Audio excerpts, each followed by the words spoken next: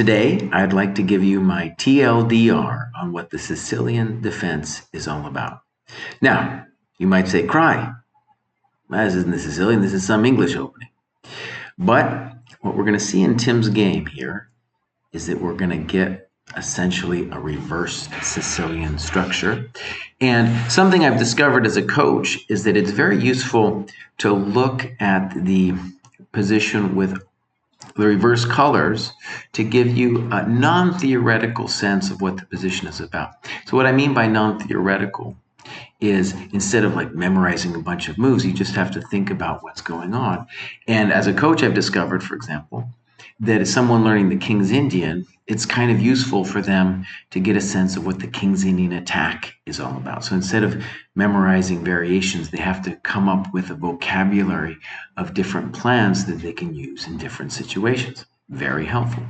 And a similar thing, I think, is going on here. So I'm hoping that this game will provide us with a way to talk about the Sicilian that doesn't involve like loads of theory, right?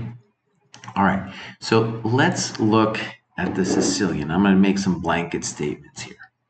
The first thing I'd like to do is look at this position out of the Najdorf, right? Black could play g6, of course, and we'd have the reverse of what we have in the game. What I want to stress about this position, okay, is that white is up an incredible amount of time. So if we're going to say it's white's move, that's one tempo, and he's got one extra piece developed, so that's two, and then black owes him a pawn move, whether it's e6 or g6, whatever it is, so that's three tempi. And as we say, three tempi in general are worth a pawn. So it's an incredible investment of time that we have for white.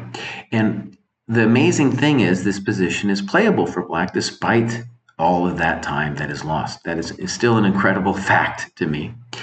And what black is going to have to claim, okay, there's a couple things that's important to understand, is that his extra pawns, and pawns plural because the pawn on c2, I really want to stress, it's not involved in the fight at the moment. So he's got these pawns are extra, one extra pawn in the center. And this pawn, which he's invested a tempo in, is doing duty by controlling all of the squares of these three pieces, right? So it's a control game that black is going for. And if we survive into the middle game, it usually means that we've caught up in development. And then the long-term features of that positional advantage will play out. And in particular, you see this in game after game of the old Fischer games, is we will play on the c file and make that pawn on c2 squirm, right? And we're going to see a little bit of that in today's game as well. As an elucidation of this, I want you to consider the beautiful gambit, sometimes with the dubious reputation, the Smith-Morra. We get an extra tempo here, and what do? We get rid of the c2 pawn. We don't need it anyway. It's in the way of our stuff in so many of these Sicilian lines. So that's like the deeper strategic justification for the Smith-Morra. I think it's a fine opening. Don't let anybody slander it. And something I want to stress is we're going to look at a dragon structure, but there's going to be a lot of similarities to this kind of thing in the dragon as well, right? And of course, there's differences between whether black plays e6 or e5, time on, off con, all that stuff is different. But what remains the same is black is aiming to control white's pieces with pawns in the center, with pawns, and white has time and needs to do something with that time. And because most players don't understand time, that's why the Sicilian usually works out great. And if you look at Fischer's simul games, it's always the same thing. His opponents don't understand time, and then all of a sudden the board is controlled, the C file is smacked down, toast. All right? So now let's try to use that with Tim's game. Now, you can look at another video I did with Tim called Pawns Aren't People. We have, by the way, in our merch store, we're going to come out with a notebook that I'm really excited about, which says Pawns Aren't People in the front. And so that also has a structure like here. I always have to flip the board. And Tim is black here and now makes this crucial mistake, bishop b4. And what's one of the things that I wanted to stress about this is in the previous game, his opponent played the more regular knight c3. And now he wants to punish him, but what's going on is he doesn't understand the dynamics of the position. So there's nothing wrong with d3. White can play knight c3 next move or castle's next move. It's fine. And so here, black has to understand what are some of the things going on. What are some of the things I might do? Well, let's think about it. The problem with the dragon setup, okay, is that in contrast to, say, the Scheveningen setup, where you put your pawns here, you do not have control of d4. So the move knight d4 should be on our agenda as a path towards maybe gaining some central domination in the middle. And again, what do we got to do? We have time. And in every Sicilian, every time we're facing the Sicilian, we have to turn that time into something. We have to convert it into something. I can't stress it enough. And bishop b4, oh no. Now we're already on the back foot. Knight bd2, by the way, bishop d2, also a fine game for white. a3. Why is this so painful? Well, he's getting that a3 is in a lot of ways a very essential tempo in all of the Sicilians. a6, reverse colors, right?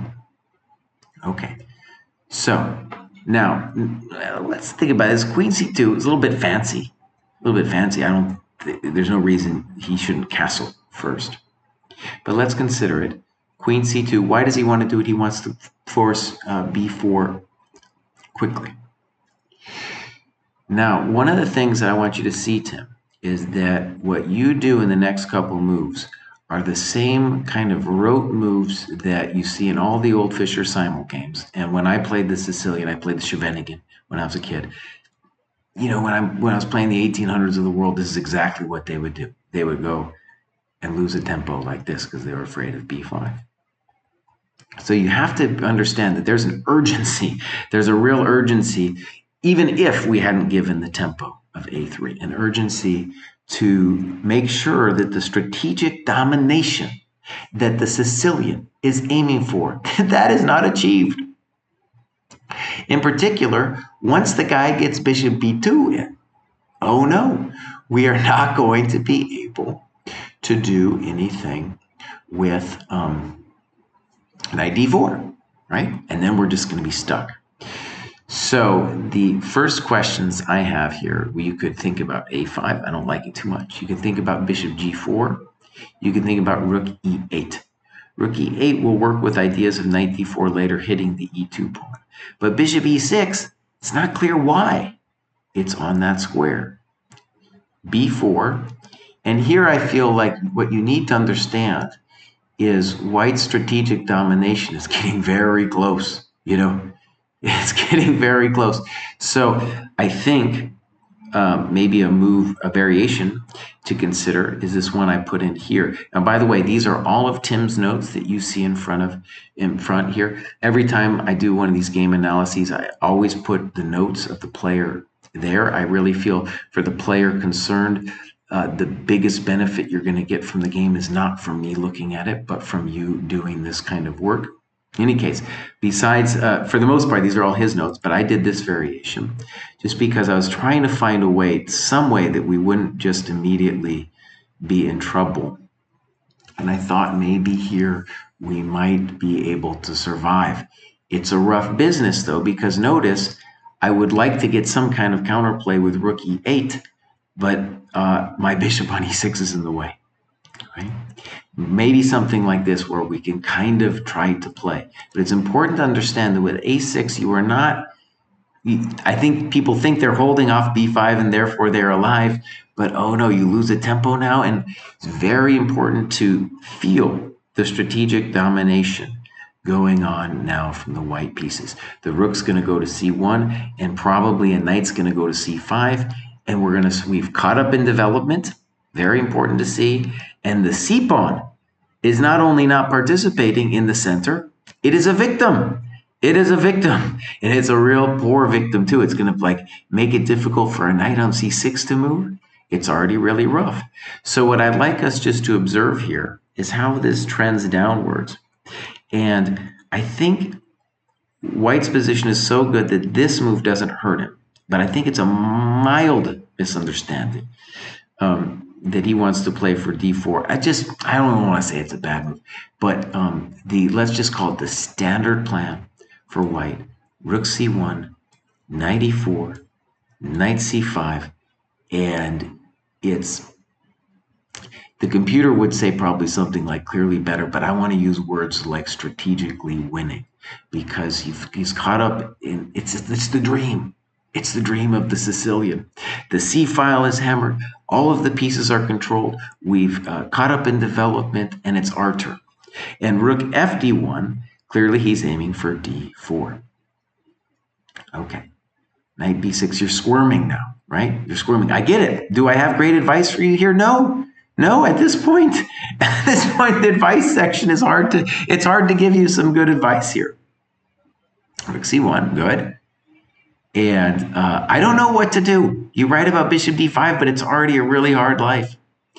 Okay, d4, good. Knight c5, also a good move.